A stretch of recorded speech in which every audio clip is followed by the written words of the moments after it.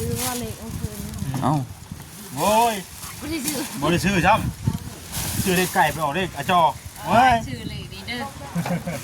เดี๋ยวต้องบอกว่า รักหน้าว่ะ บอกว่าเตียนว่า แม่ซื้อนะคะ ไม่ถึง5,000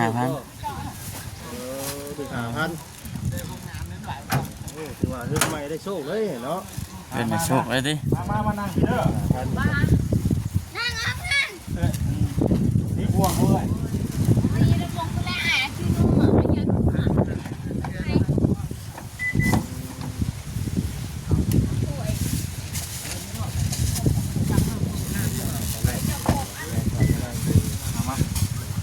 ให้อันลูกชายเอาถ่ายก่อนอัน ลูกจ้ะน่ะ มาเตรียมเลยมาทางเบื้องนี้ก็ได้นี่มาทางเบื้องนี้แต่เราไม่จะปิ้ว เนาะ เนาะ มันนักคอนเนี่ย นักขอดได้บ่เนาะ โอ้ยอะไรเอาไม่เท่านะก็มาเด้อ มา เท่าได้มาใส่ ต่อสามัคคีว่าผู้เฒ่านางก้อยนางโน้นก้อยเนาะไอ้พี่จ่ามานั่งเบื้องนี้ได้เด้อมาใครไปอยากเรากินเด้อ กินเนาะแนมกล้องอยู่จักบาทแนมกล้องอยู่ห่ะเด้อ1 2 3มาเด้อ14ก็มากินกันเด้อ โดย มากินกันเด้อ กิน แซ่บๆหน่อยเนาะให้ทั้งผู้เพิ่นอนามัยก่อนเนาะให้เพิ่นกิน บ่ได้กินกันอิ่มเด้อ แม่นแน่เนาะตัวนี้ถึงบ่ถือกี่นี้ตัวนี้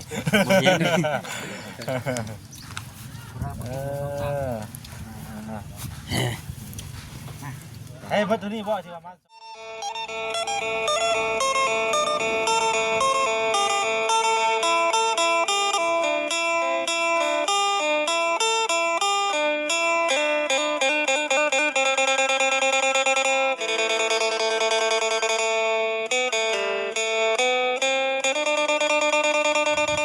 พี่น้องเลยเนาะมาบ่ทันพี่น้องเลยเนาะมาก็เห็นเพิ่นตั้งเสาไว้จืดเทินอยู่บ่เรียบร้อยเบิดแล้วพี่น้องเอ้ยคือว่าเนี่ยทางระยะทางมาพี่ก็มันก็บ่ได้ใกล้ปานใดนะแล้วก็ทางมันเป็นขุมเป็นบ่อก็เลยต้องได้คอยมาพี่น้องเอ้ยเนาะเอาก่อนอื่นจะมีแต่ว่าทักทายสบายดีเด้อพี่น้องเด้อเนาะทักทายสบายดี FC กันเบิดทุกคนพี่น้องเอ้ยโอ้พบเจอกันอีกคือเก่ามื้อนี้ก็แวะเวียนมาทางพี่มื้อนี้พี่น้องเนาะทุกจังนี้ก็ยังสิได้ไปทางใดก็มีแต่ติดตามเราเบิ่งเราส้นกันนั่นแหละพี่น้องเอ้ยเนาะเป็นจังไดก็ได้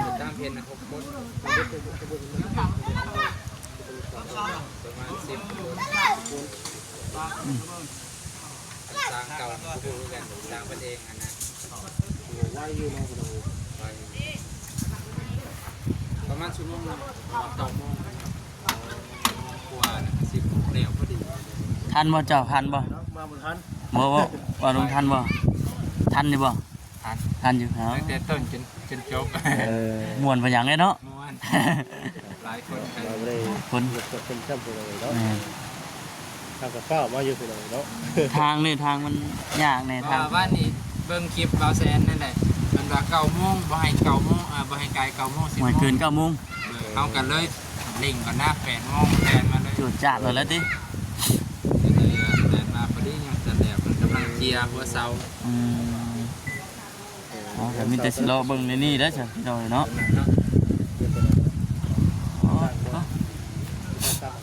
ตั้งจุดเทินอยู่พี่น้องเนาะถ้ามาจิตเพิ่นก็กำลังตามหลังมา ดินเสาตัวนั้นมันจะเตะมาพี่น้อง จิตเพิ่นก็ได้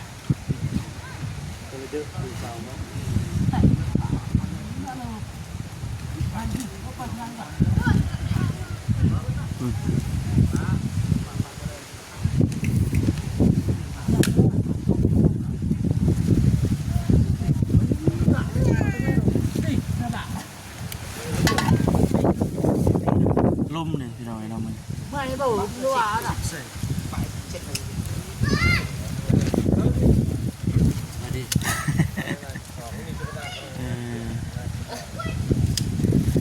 ตีนตัวนั้นเป็นโปรแฟมบ่ตีนตัวมันก็ เอียงบ่ ไปซับ ฮะฮะ ว่ายกให้สร้างแล้วสร้างไปเอง บ่ เราไม่ได้บอกว่าให้ไปก็มี เออ มันแล้วดิ ตอนคนร้ายนี่นะโอเค เรียกว่าทั้งซ้ ตอนคนบ่ร้ายบ่สร้าง แกน่านั่งเอียงเหรอ ตะแป้งบ่ตะน่ะพูดเสาสุดท้ายมี ำบ่ที่เราเขาแปลงเอง อ่า มันยังบ่ทันแล้ว บ่ ยังทันแล้วบ่ ยังบ่ได้ใส่ข้อศอกมัน ยันว่า เอ้ย จังได๋ว่าบ่มีคนนอกซอยเอาแหละ อ๋อบ่ยากเขายกเอง เออ เดียวเองก็ได้ จิบๆเลยเนาะ คนสร้างดีขึ้นมันก็ขึ้นอยู่ดอกชอบ เออ ใส่ข้อศอก โอ้ยใส่กระสอบใส่คือใส่ข้าวเนาะ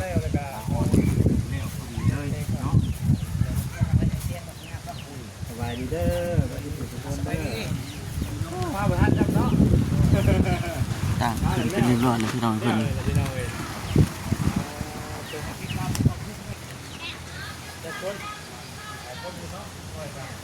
นั่นแต่สาวตัวนี้นะเป็นเอียง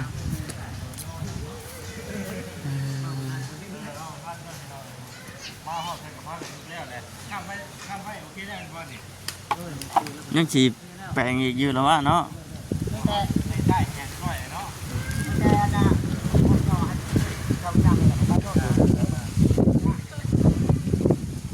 เสาตัวนี้มันคือเอียงหมดเลย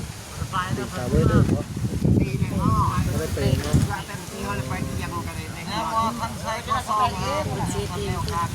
เด้อมายุกเสาเพิ่นบ่ ต้องใส่ข้อสองแล้วก่อนเนาะ ผู้ได้ช้างใส่ข้อศอกเอาไม่ช้างเยียบแม่นบ่ได้ช้างได้อยู่นั่นเส้น เดี๋ยว คุณบ่นั่นแหละ ก่อนเดี๋ยวขอแนะนำเพิ่นนั่นแหละพี่น้องเนาะเดี๋ยวเพิ่นพาไปเวียกไปงานทางอื่นเนาะ แม่นนั่นแหละ เกี่ยวข้าวดาวซ้ำปลาเนาะ เดี๋ยวมานั่งอยู่ไหนใช่ นั่งอยู่ห่มนี่เด้ เดี๋ยวไม่ได้ข้างหน้าสามลมกุ้งใจนี่ก็ ว้าวโถ่ เอาผ่าตังค์ไปครับหมูเด้อหมูยาวเด้อ นี่ล่ะ ยาว ปูนี่ก็ได้ดิ ให้ปูคนเดียวละปูอยู่ห้องนี่ ก่อนจะพลังไปก็ พอดีซื้อ นี่เป็นกล้วยปลาแล้วกันเนื้อจับมาใช้สิมานี่ครับเนื้อจับนี่ชุดแล้วก็กับกล้วยปลา3ชุดเนาะอันนี้เขาซื้อกะทิเอาไว้กินข้าวน้ำแดงเนาะ เลย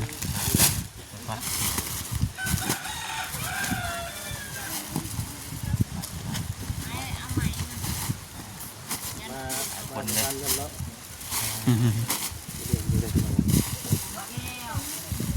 นี่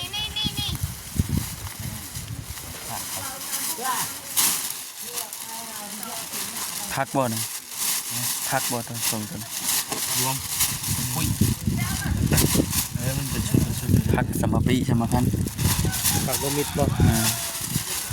ซื้อว่าเลยโอเค เอ้า โว้ย ไม่ได้ซื้อบ ริซื้อช้ำซื้อได้ไก่ไปออกได้อาจอเว้ย ซื้อเลยดีเด้อ เดี๋ยวบอกว่า รักน้าว่ะ บอกว่าเตียนว่า แม่ปูนะคะ เมียถึง5,000 ถึง5,000ถือว่าเฮือกใหม่ได้โชคเลยเนาะ เป็นโชคเลยดิ มานั่งกินเด้อ นั่งอัพนั่น นี่พวงเขาเลย นี่ระวงคุณแม่อ่านชื่อนุ่มอ่ะไม่ยังอ่าน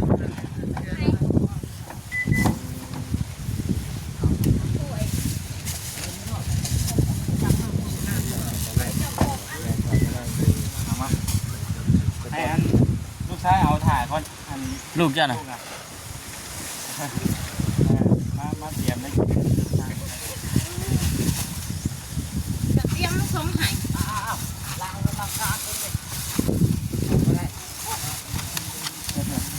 เอาเรื่อยเอาเรื่อยเด้อบ่ได้นั่นเด้อ ได้บ่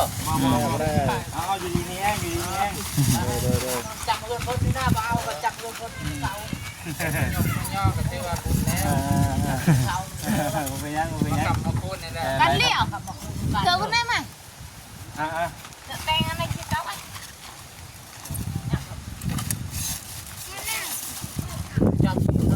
จ้า มาไล่เอาไหนเด้อ จอ แก้ว ไล่จองนะไล่ เอา ให้ใกล้กันนะ เอาก่อนเอาก่อน ต้องการจะ เอ้ยน้ำไหมเอ้ยน้ำไหม จะได้ไหม เซ่ มาแกะซอยมานุ่งมาฮอดท่านเวลาพอดี ส ว่า บายดีสบายดี ท่านเวลาพอดีบอกมาเลยเพราะว่าแล้วอยู่ใกล้เนาะ เพราะว่าเนี่ยเบิ่งคลิปอ้ายนั่นแหละ เป็นเห็นคิมบอแซน มันดัก9 โมงเด้อบ่ให้ไกล10 โมง มวยเกิน9 โมงม่วง ไม่ได้ข้ามคูนนั่นแหละเนาะดูเรียบร้อยแล้วอ๋อชูทางนี้ เติงเชิงอยู่บ่นี่ติคัก ห่วงตะเบิด บวกบ่มี เอ้ย บ่แซนบ่ว่าสิซื้ออันนี่บัดบ่นั่นน่ะ แม่บ้าน ว่ามันบ่มีครับว่าอะไรขายของผมเลยดิขาย แต่เก่ามีเด้แต่เก่าเนาะ แต่ก็มีบ่วงติดน้ำเลยแต่ก็สวยเนาะเดี๋ยวเราจะเบิด แกเบิ่งเลยบ่ แกะไปเลย วงหมูมีเนาะ เขาจำหลายเทื่อกันยิ้มอยู่แล้ว มันก็สิบ่เกี่ยวดิหาใบม่วงนี่แหละ ลบใส่นี่ล่ะ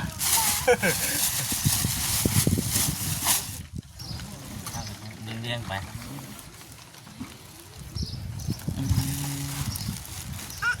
เดี๋ยวเขาทางก่อนเลยเนาะมากันเป็นแล้วพอดีเลยเนาะสบายดีเลยพี่ดาวเด้อเนาะ สบายดี โอ้ย ไม่นี่มาว่านนี่ว่าหมดที่มา เพราะมาสะดุนแล้วมาตั้งแต่มื้อนั้น2 มื้อเลยดิ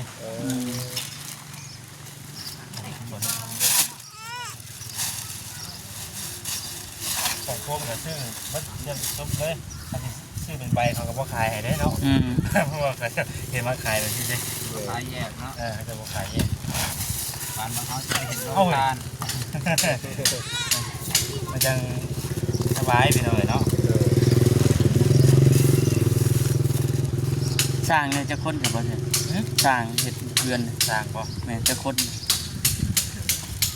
หาคนบ่ คนนี่แหละ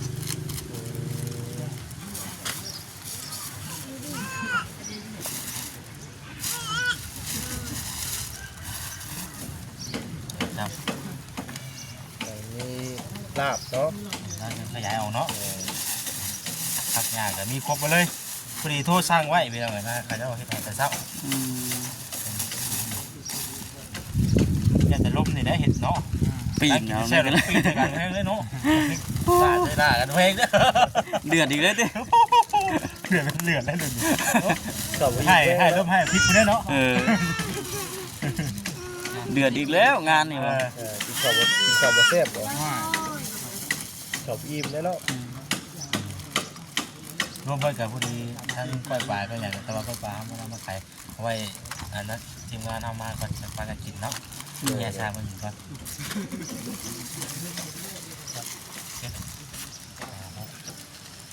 8 9คุย9สุด ก็สุดรวมทั้งอันนั้นบ่ก้อยปลา แสนปลายไปหน่อยเนาะรวมหมดเฉพาะที่เข่าได้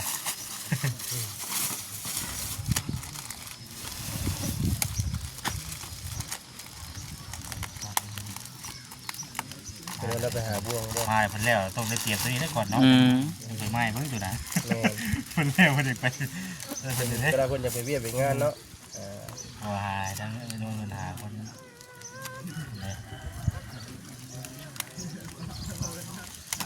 มานุ่งเนี่ยแล้วบ่ของน้ำนะ สาบแล้ว โอ้บุญก่อนแล้วเนาะ กับสาบแล้วเดินสาบเมื่อวานนี่เบิดมือบ่ได้ไปไส ย้ายกันไปบ่อยู่แต่ว่าแถวเดียวนั่ง เบิดอยู่ดอกเบิดอยู่ทางละหากับเบิดอะเบิดกับ10คนเลย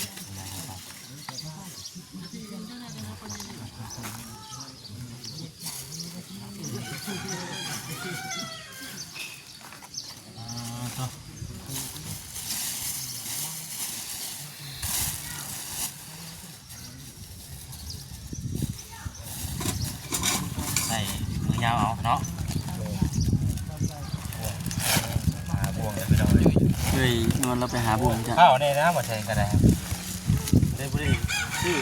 มันกลับมาหั่นที่เฮาไก่มา ส่วนไม่ก็เป็นอย่างนั้นคิว มันบ่มีห้างเหยียดเพื่อเป็นขายพวงนะพวงแบบว่าก็จะขายมันต้องชื่อรักษาเนาะเอามันขายมา เขาน้ำค่ะ ลงตลาดเนาะ เขาลงหมด เขาได้มาได้เขาด้วยหนึ่งนั่นอยู่ในบ้าน แล้วหนึ่งอยู่บ่ มาใส่จานถูกไหมมา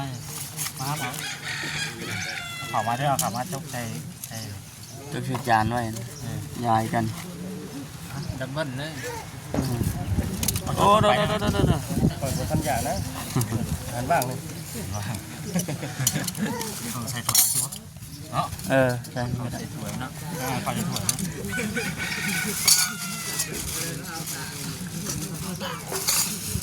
นะ อาจารย์ ไปนะจ๊อเอาก่อนผมล้างจานนะมาจกใส่ถ้วยใส่พร้อม มึงไหนย่อ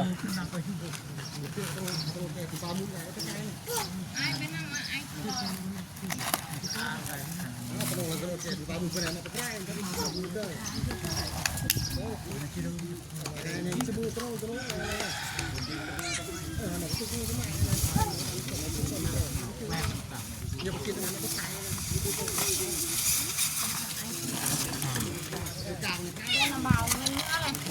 จอเด้อ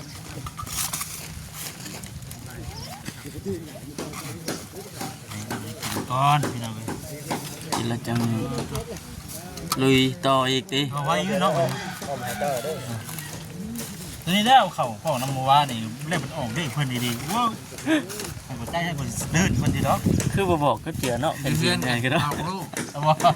น้องก็เลยหาพันกีบอ่ะ นี่ พอได้มีค่าน้ำมัน เอ้ย ก็ เนาะ จันพอได้มาได้ดิ พอได้ไปต่ออีกเนาะ เมนเป็นยัน ผู้โชคดีก็อยู่ใกล้ๆนี่อย่าเนาะผู้โชคดีกันเนาะ ไม่ได้ว่าโอ้ยได้ไปต่อแล้วเฮา จันโรซิดิทายกันนี่เฮือนน่ะ โอ้ย เอา เนาะ ไว้ได้แบบนี้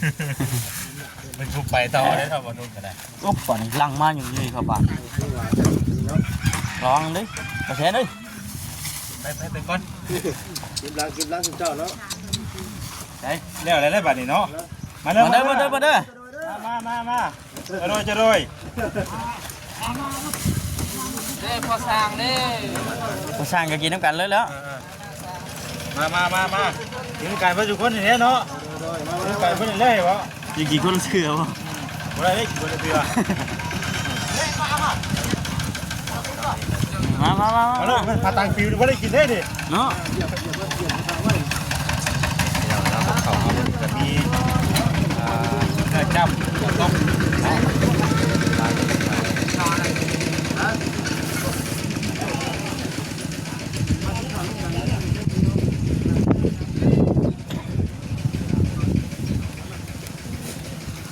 มาเนาะดังใหม่ดังเมื่อ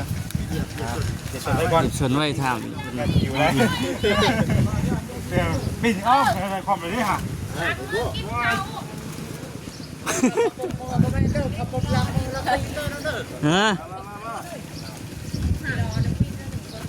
ำมานั่งเลยมานั่งเลย มานั่งเด้อเหนื่อยบ้าง เลย เอานั่งไอ้ชง มาสบายดี อ๋อสบายดีเด้อสบายดีเลย มา ยังมั่งนี่ คอเฮือแล้วบ่ได้ไป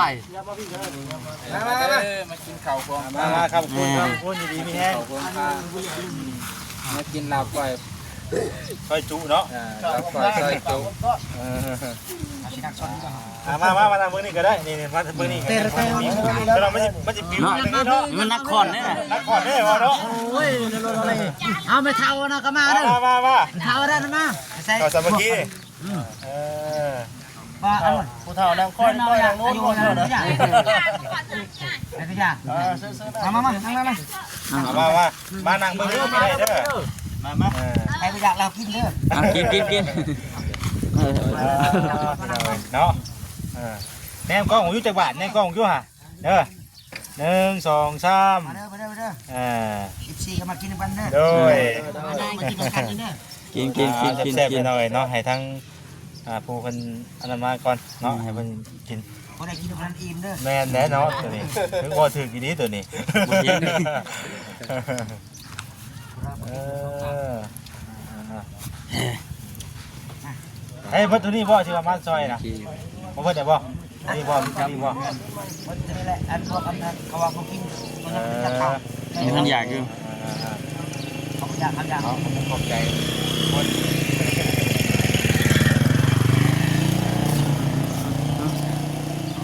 ได้เฮือนใหม่แล้วบ่ได้ขึ้นใหม่ก็คำคูณจำเนาะถึงเลข5,000ครับ ที่ขาโตโต เออยังคือกินสมแต่เช้าแท้บัด สองคนมันไปใช่อ่ะ ที่ลาสองคนสบายดี คุจิโร่ โดยทุกคนมาคุยที่เรา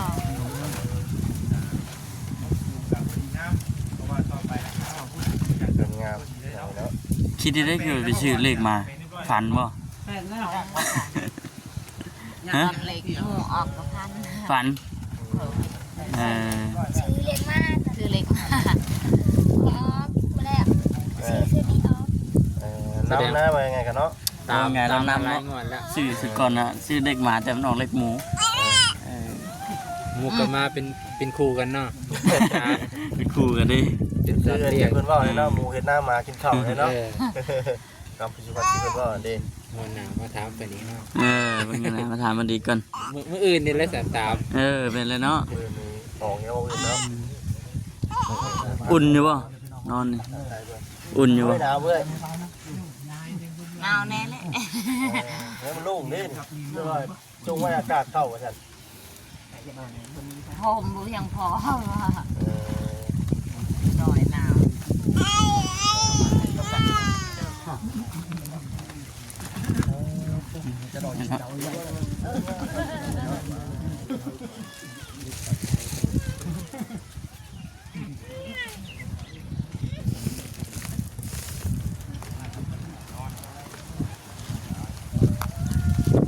เป็นไม้เป็นตอกเพิ่นก็มาเบิดได้พี่น้องเนาะไม้